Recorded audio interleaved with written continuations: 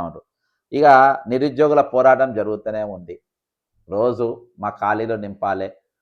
మరి ప్రియాంక గాంధీ గారు యూత్ డిక్లరేషన్‌లో వచ్చి బాజాప్తా 2,00,000 నౌకర్లు మేము సంవత్సరంలోపు ఇస్తామని చెప్పిండ్రు.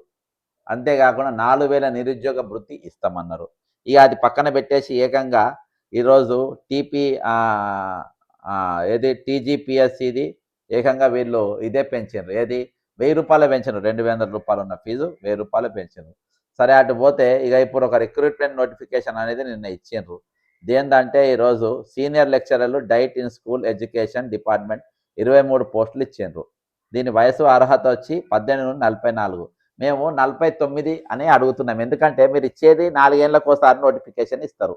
వాళ్ళ వయసు మీకు జాబ్ క్యాలెండర్ లేదు. నేను ఇది ఒక ఎగ్జాంపుల్ ఒక నోటిఫికేషన్ తీసుకుంటున్నా. మీకు జాబ్ క్యాలెండర్ అనేది మీకు లేదు. జాబ్ క్యాలెండర్ మీరు ప్రకటిస్తామన్నారు. ఇయాళ్ళ దాకా తెలంగాణ ప్రభుత్వం ఎందుకు జాబ్ క్యాలెండర్ ప్రకటిస్తలేదు అని ముఖ్యమంత్రి రేవంత్ రెడ్డి గారిని ఈరోజు తెలంగాణలో ఉన్న 40 లక్షల మంది నిరుద్యోగులు అడుగుతున్నారు. ఈరోజు మీరు ఏ సంవత్సరం నోటిఫికేషన్ ఆ సంవత్సరం మీరు ఇస్తే మిమ్మల్ని ఎవ్వరు కూడా ఏజ్ మినహాయింపు అడగరు. వయో పరిమితి పెంపు గురించి ఎవరు అడగరు. ఏజ్ రిలాక్సేషన్ గురించి మిమ్మల్ని ఎవరు అడగరు. ఈరోజు మీరు 4 ఏళ్లకు ఒకసారి నోటిఫికేషన్ ఇవ్వడం వల్ల వాళ్ళ వయసు పెరుగుతూ ఉంది.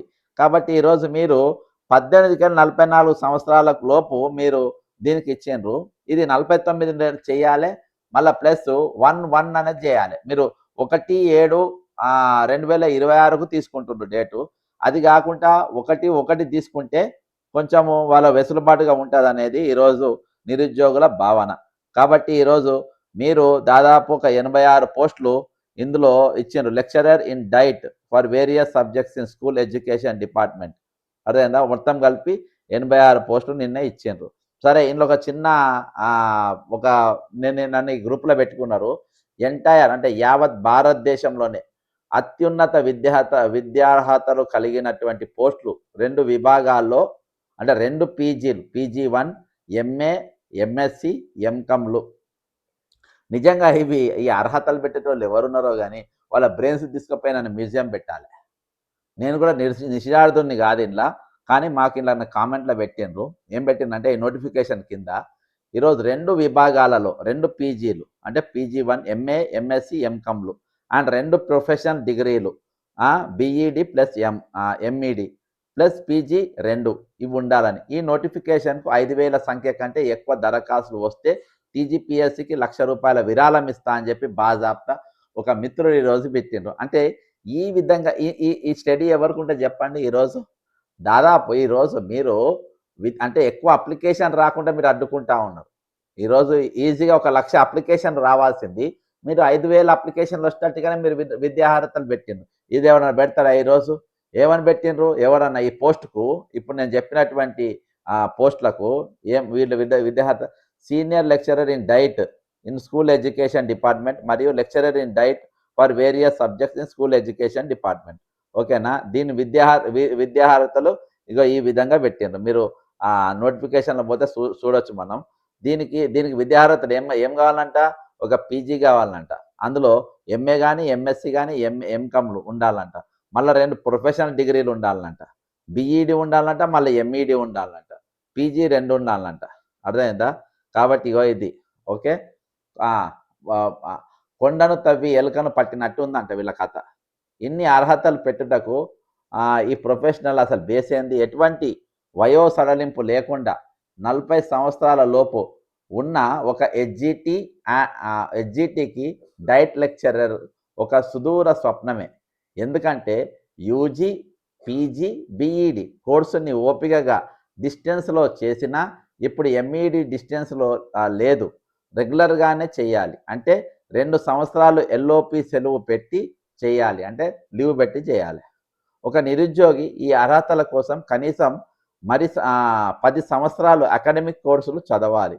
నిరుద్యోగులకు ఇన్ సర్వీసెస్ ఉపాధ్యాయులకు ఎంఈడిని మినహాయింపు ఇవ్వాలి, లేదా డిప్యూటీ ఈఓలో బిఈడి చేయుటకు అర్హతలు ఉంటే సరిపోతుంది. అది అన్నట్టు డైట్ లెక్చరర్ పోస్టులకు ఎంఈడి చేయుటకు అర్హత ఉండేటట్టు నోటిఫికేషన్గా మార్చాలి అని చెప్పేసి ఈరోజు ఎవరైతే దీనికోసం చూస్తుండ్రో అది కొంచెం నోటిఫికేషన్ ఇచ్చినప్పుడు జర ఆలోచన చేయాలి. ఎట్లియాలే, దాని క్వాలిఫికేషన్ ఏ విధంగా పెట్టాలి అని చెప్పేసి మీకు ఐడియా లేకుంటే కొంతమందిని అడగన్నా తెలుసుకోవాలి. ఈరోజు మీరు అడగరు, మీకు తెలియదు. మళ్ళీ అర్హతలు ఇష్టం వచ్చినట్టుగా పెట్టేటటువంటి పరిస్థితి. మీ నోటిఫికేషన్లు ఇస్తారు, మళ్ళీ లేదంటే పెడతారు. ఈరోజు సార్ ఏజ్ 49 చేయాలి, ఏజ్ బార్ యాస్పిరెన్స్ ప్లీజ్ సపోర్ట్. నేను అదే చెప్తాను. అందుకని ఒక ఎగ్జాంపుల్ చదివిన. ఆయన 44 సంవత్సరాలు విద్యార్హత ఇచ్చిండ్రు. ఏ విధంగా అవుతుంది? కనీసం మీరు 49 సంవత్సరాలు ఇవ్వాలి ఈరోజు. అంటే వాళ్ళు చదవనికి అన్ని 10 సంవత్సరాల అకాడమిక్ ఇయర్ చేయాలంటే వాళ్ళు దాదాపు 35 ఇయర్స్ దాకా అయిపోతుంది వాళ్ళ వయసు. డిగ్రీలు, పీజీలు, బీఈడీలు, ఎంఈడీలు ఇవన్నీ అయిపోయేట వరకు. అర్థమైందా? ఇవన్నీ కావాలంటే మీకు కనీసము ఈ విద్య మళ్ళీ ఇవన్నీ కూడా వీళ్ళు ఏది మరి ఇందులో అడ్మినిస్ట్రేషన్ పోస్టులు కూడా ఉంటాయి.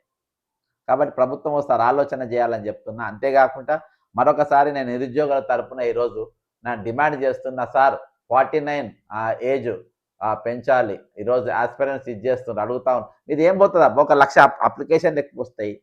అర్థం 1,00,000 అప్లికేషన్ వస్తే మీకు ₹1,00,00,000 వస్తాయి. ₹1,000 కదా ఇప్పుడు మీ ఫీజు. ₹1,00,00,000 మీకు వస్తాయి. ఏం పోతుంది ఏజ్ పెంచితే?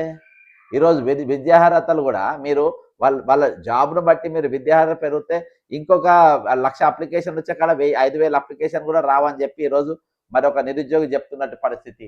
మరి ఏ విధంగా ఇదైతే ఉంటుంది? అర్థమైందా? Sir V Ramarao Khammam aptitude star straight Madhu తుండే ఓకే. అవుట్సోర్సింగ్ వాళ్ళ పరిస్థితి ఎస్ కార్పొరేషన్ చేయాలి. ఇవన్నీ డిమాండ్స్ కొన్ని ఉన్నాయి. కాబట్టి ఈరోజు మరొకసారి ప్రభుత్వానికి నేను విజ్ఞప్తి చేసేది ఏంటంటే, చూసేవారు దయచేసి ఈ వీడియోను మీరు షేర్ చేయండి. ప్రభుత్వానికి చేరేదా ఖచ్చితంగా కామెంట్ చేయండి. మీ అన్ని గ్రూపులలో కూడా షేర్ చేయండి. నాటి విజ్ఞప్తి ఏంటంటే, ఈరోజు పోలీసులకు వయోపరిమితి పెంచండి. అందులో మీరు 36 సంవత్సరాలు కానిస్టేబుల్కు, 37 సంవత్సరాలు ఎస్ఐకి అని చెప్పి ఈరోజు నిరుద్యోగులు అడుగుతూ ఉంటారు. ఇక గ్రూప్ 1, గ్రూప్ 2, గ్రూప్ 3 ఇక తక్కిన అన్ని పోస్టులకు కూడా 49 సంవత్సరాలు పెంచండి. దాదాపు ఖాళీలన్నింటినీ కూడా నింపాలని ప్రయత్నం కాదు, ఖచ్చితంగా నింపి తీరాలి. ఎందుకంటే మీరు మేనిఫెస్టోలో చెప్పిండ్రు, ఇది నిరుద్యోగ ప్రభుత్వం అన్నారు. వీళ్ళందరూ కూడా ఈరోజు బస్సులు వేసుకొని ఊరూరికి పోయి ప్రచారం చేస్తే మీరు అధికారంలోకి వచ్చిండ్రు. అది ప్రవళిక ఆత్మహత్య రోజు ఏం జరిగిందో మనం అందరం గుర్తు చేసుకోవాలి. గత ప్రభుత్వం ఏ విధంగా ప్రవళిక మరణాన్ని ఏ విధంగా తప్పుదో పట్టించే ప్రయత్నం చేసిందో అవి మనం గుర్తు చేసుకోవాలి. ఈరోజు కాంగ్రెస్ పార్టీ అధికారానికి వచ్చిన తర్వాత కూడా ఈరోజు నిరుద్యోగుల పట్ల రాసినట్టు మరణ శాసనం ఇయాటి కూడా కొనసాగుతుంది. అది ఎక్కడ కూడా ఆగుతలేదు అనేది కూడా ఈరోజు గుర్తు చేసుకోవాల్సిన అవసరం ఉంది. ప్రభుత్వం ఇప్పటికైనా తన వైఖరిని తను మార్చుకోవాలి. నిరుద్యోగులకు ఎలక్షన్లప్పుడు తైలాలు ఇచ్చి ఓట్లేపిస్తామనే భ్రమలకెళ్ళి బయటకు వచ్చి ఈరోజు వాదితోని ఖచ్చితంగా వాళ్ళ తరపున నిలబడాలి. ఈరోజు ఎవరెవరైతే ఉద్యమాన్ని తప్పుదో పట్టించిండ్రో ఈరోజు ప్రకృతి కూడా వాళ్ళకి క్షమించది. వాళ్ళు తవ్వుకున్న గోవిలలా వాళ్ళే పడి ఈరోజు కనబడకుంటే వెళ్ళిపోయినారు. నేను పేర్లు చెప్పే అవసరం లేదు. నేను మొత్తుకుంటా ఉన్నా, ఎప్పుడైనా నేను ఉద్యమం చేయడానికి వస్తారు, ఒక 2 రోజులు కనబడతారు, ఆ దీక్ష ఈ దీక్ష చేస్తారు. మేము ఆయన చేస్తున్నారు కానీ మేము గమనుంటే జంప్ అయిపోతాం. అంటే ఈరోజు ప్రకృతి కూడా నిరుద్యోగులకు సపోర్ట్ చేస్తూ ఉంది. ప్రకృతి కూడా ఎట్లయినా వీళ్ళ న్యాయం జరగానే అనే ఆలోచనతో ఉంది. కాబట్టి ఈరోజు ప్రభుత్వం మీరు ఆలోచన చేయాలి. వారు ఉసురు దాకించుకునే ప్రయత్నం చేయొద్దు. ఇక 2.5 సంవత్సరాలు మీరు మంచిగా బ్రహ్మాండంగా సంపాదించుకున్నారు.